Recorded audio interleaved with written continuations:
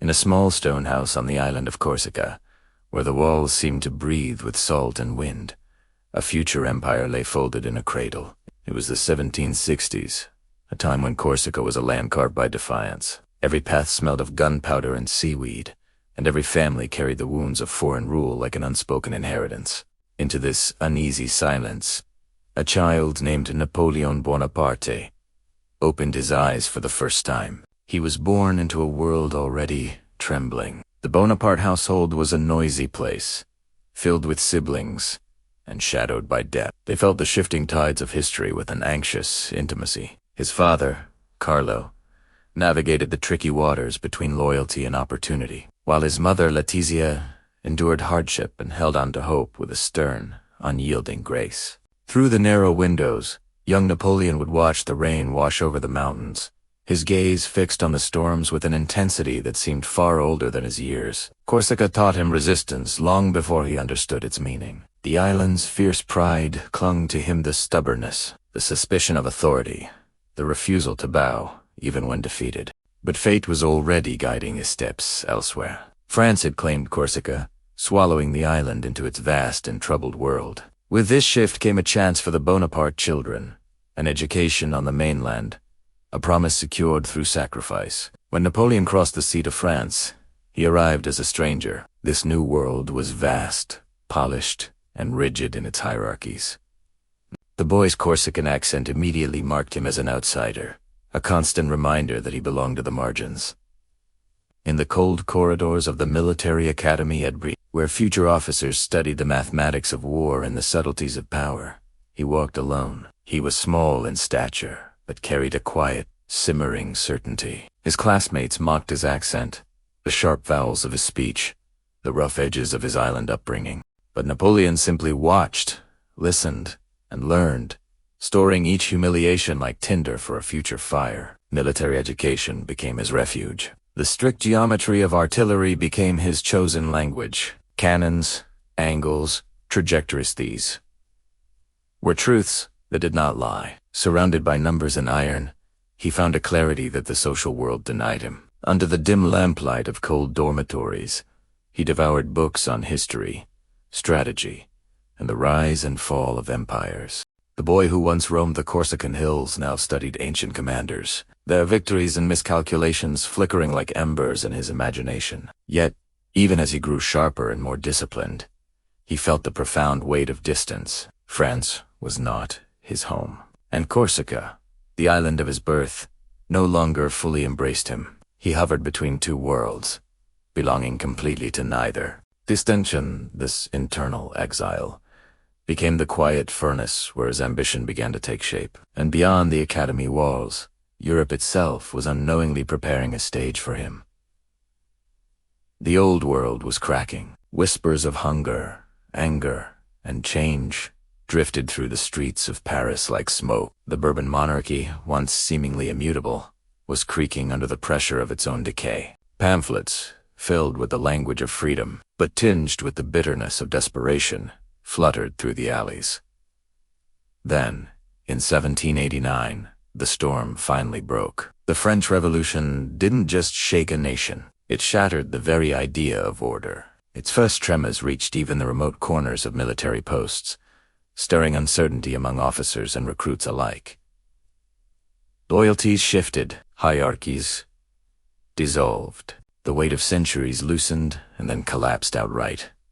For many, it was a time of terror, but for a select few, it was a time of unparalleled opportunity. During these early tremors, Napoleon returned to Corsica, hoping to find clarity in the island of his childhood. But the Corsica he found was fractured, torn between independence and allegiance, between old loyalties and new temptations. His former idol, Pasquale Paoli, now viewed him with suspicion. The island's politics had become a labyrinth of mistrust, and Napoleon, caught in the middle, felt his roots slipping away. The island he once saw as his to defend now felt like a place he needed to escape.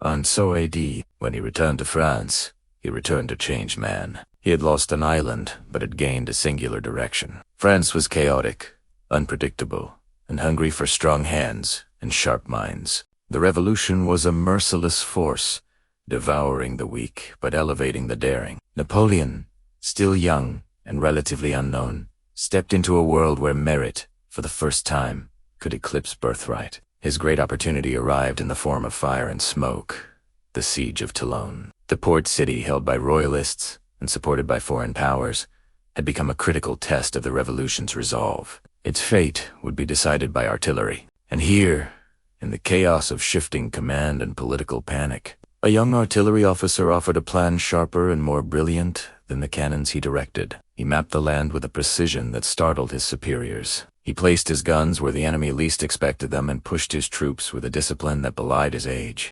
Day after day, he moved through trenches, thick with mud and fear, his mind alive with calculations, even as bullets split the air around him. He seemed to move with a purpose larger than mere victory, as if this moment were simply the answering of a distant call he had been hearing since childhood. When Toulon fell, it fell partly because of him. Not fully, not alone, but undeniably. And as the tricolor flag rose above the reclaimed port, the name Bonaparte traveled with it.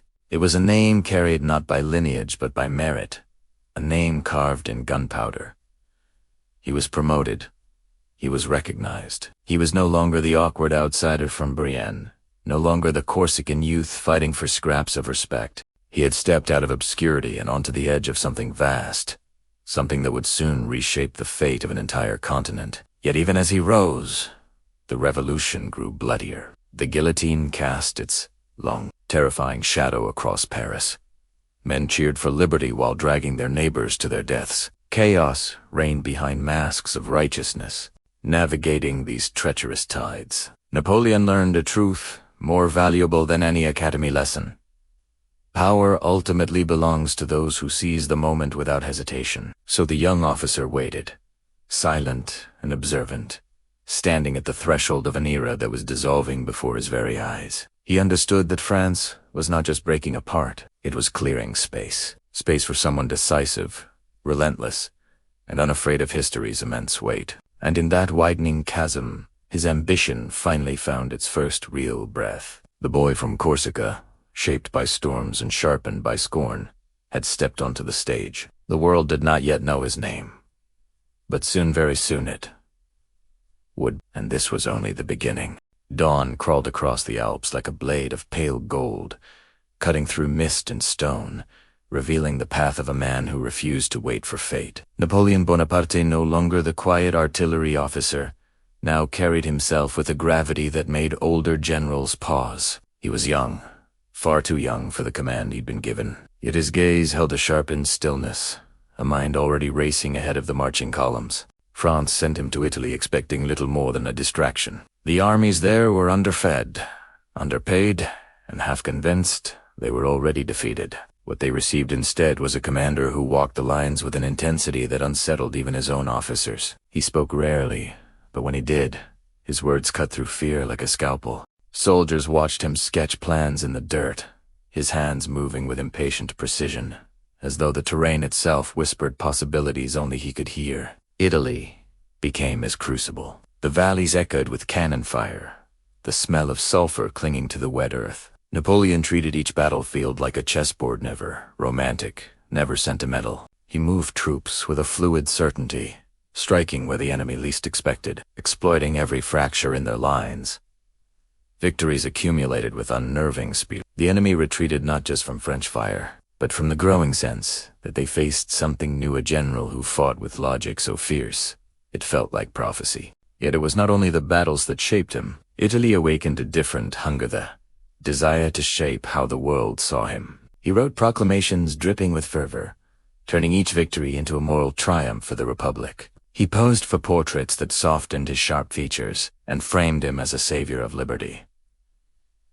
Soldiers repeated his words with reverence. Civilians whispered his name with awe.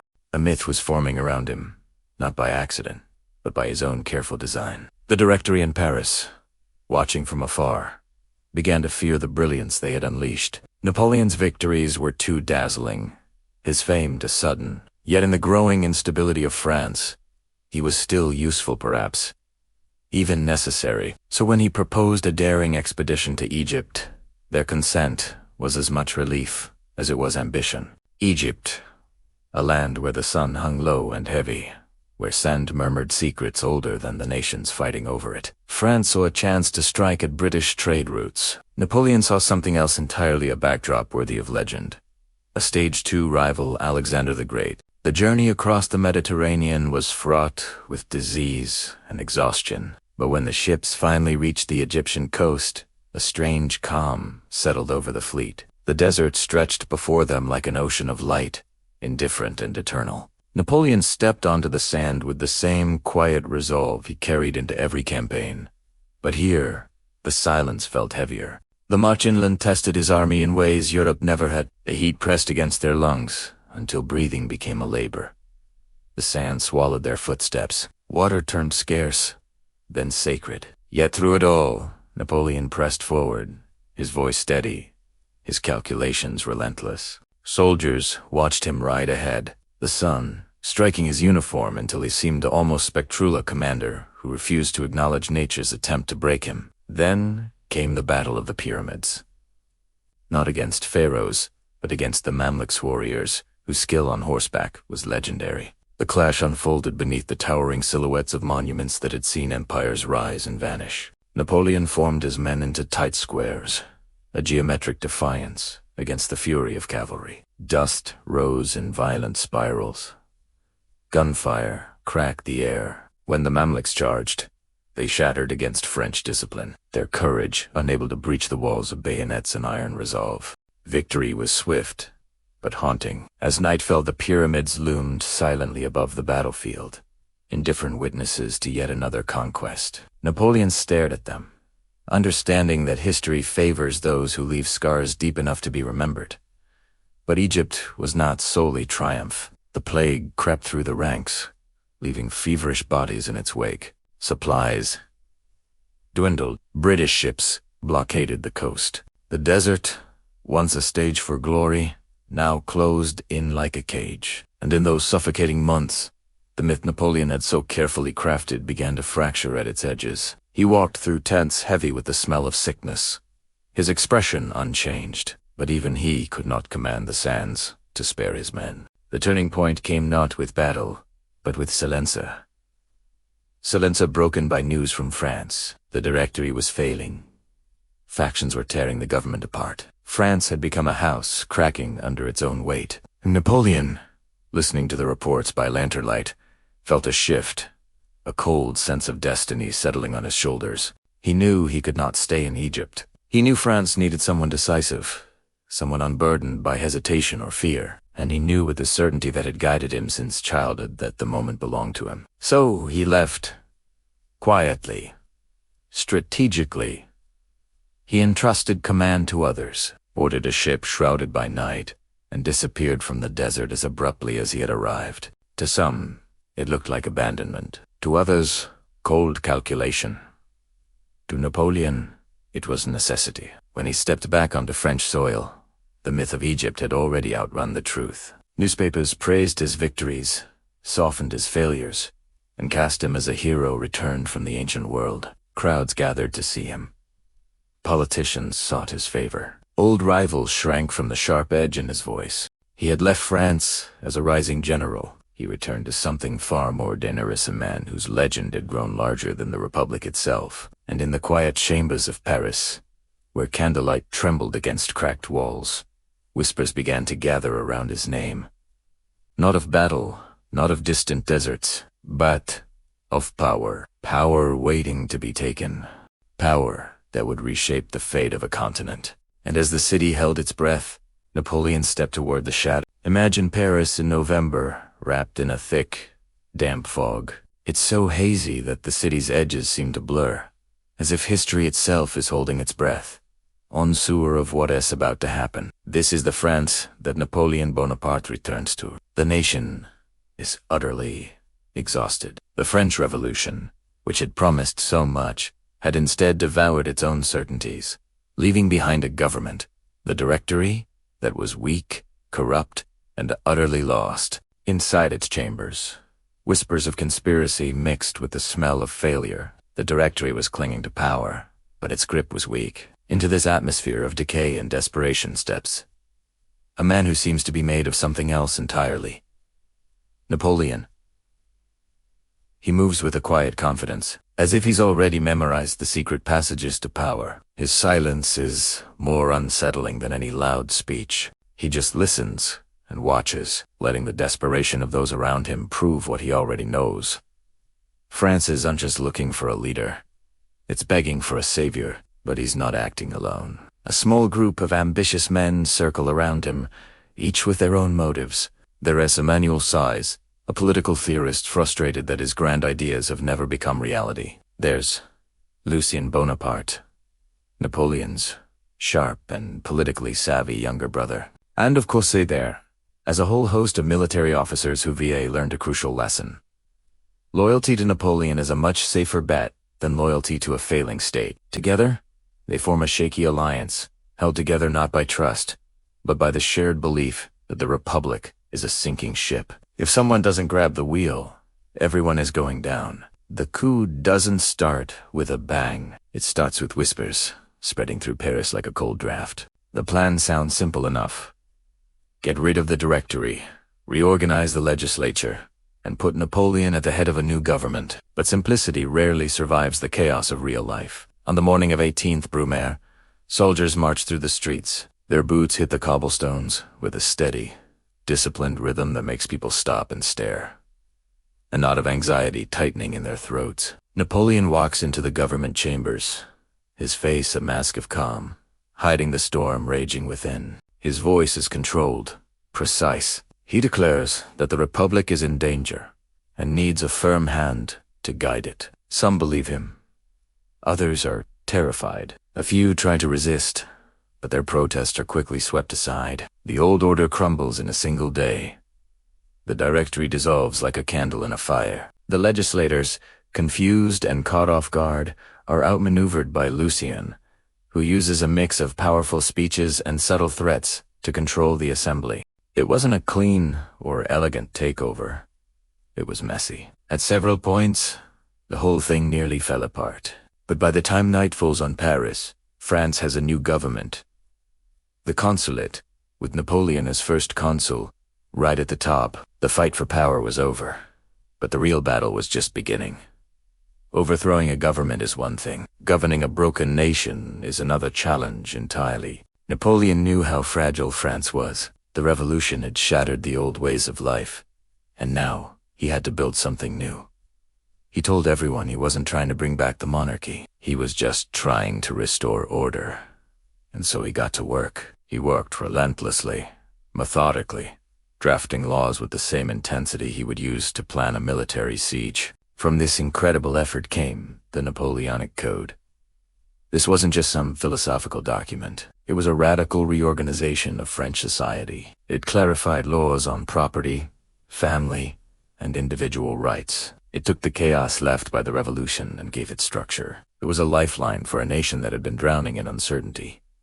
But he didn't stop there. He reorganized the country into departments, appointed prefects to run them, reformed the tax system, and standardized schools. France was being transformed into a highly efficient, centralized machine, humming with controlled energy. And at the heart of it all was Napoleon, the man who believed that order was worth any price. But with every new reform, there was a hidden cost. The French people gained stability, but Napoleon gained power. Real, absolute power. Power that trickled down into every school, every courthouse, and every town hall, reshaping the country in his image. The conflict was no longer about politics. It was now a battle between the ideals of the revolution and the irresistible pull of a single, powerful ruler. Napoleon talked about liberty, but his decisions tightened the state's control. He spoke of equality, but he placed his own family in positions of power. His reforms were impressive, but underneath the shiny surface was a framework of iron-fisted control. And yet, France did not resist. The people were too tired from years of turmoil. The return of prosperity, even if it was limited, was enough to quiet most dissent. And the bloody memory of the revolutionary terror made everyone afraid of questioning the new boss. To many, Napoleon was a guardian, a protector who would keep the chaos from returning. But a few others, the more perceptive ones, saw something familiar taking shape, the shadow of a king, rising not from an ancient bloodline, but from sheer, unstoppable ambition. Still, Napoleon was careful. He was a master of public image. He held ceremonies that blended revolutionary simplicity with a hint of imperial grandeur. He earned the unwavering loyalty of his army with promotions and rewards. He kept the press on a very short leash, carefully crafting the news and shaping public opinion. In rooms lit by candlelight, he made decisions that bound France ever tighter to his will. His ministers feared him. His allies respected him, and the people admired him.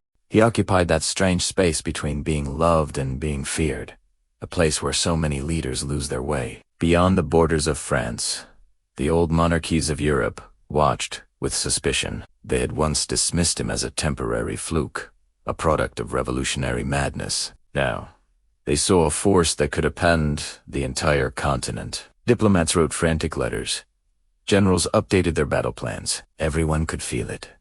France, under Napoleon, was becoming a superpower. The tension was building, like a slow, steady drumbeat you can feel in your bones. Napoleon was well aware of the storm gathering on the horizon. He tried to make treaties and forge alliances, but he also prepared for war. He knew that peace was a luxury he couldn't afford. The revolution had changed the world too much. More conflict was inevitable. By the early 1800s, one thing was clear.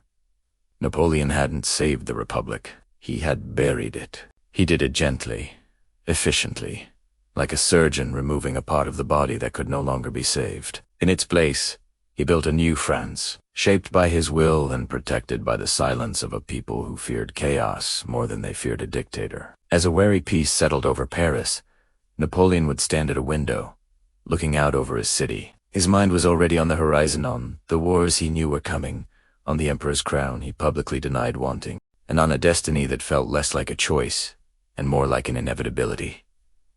The consulate was never the final goal. It was just a doorway, and on the other side, an empire was waiting.